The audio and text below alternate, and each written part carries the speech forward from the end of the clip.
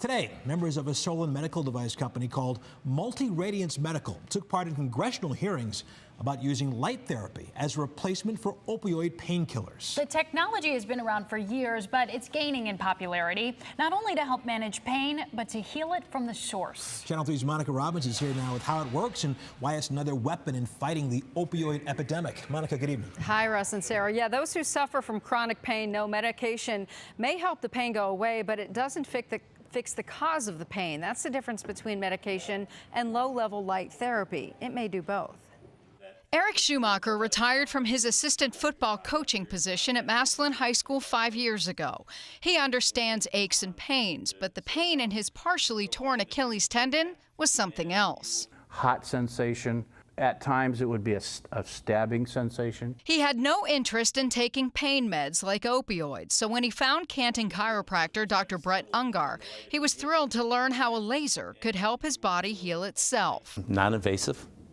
Extremely safe. There's very little, if any, side effects, and it's highly effective and great clinical outcomes. Multi-Radiance Medical makes the device. It's used by most professional sports teams, college athletes, and some high schools too. But anyone suffering from muscle and joint pain, arthritis, neck, or back pain might benefit. This uses visible and infrared light, which is safe for the body.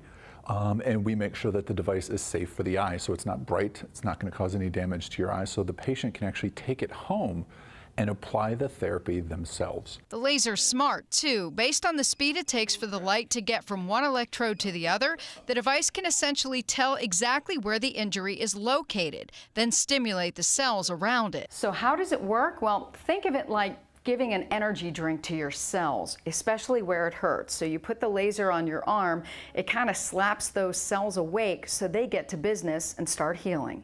Eric noticed a difference in 4 visits. That's what kept him coming back. 15 treatments and no pain whatsoever now.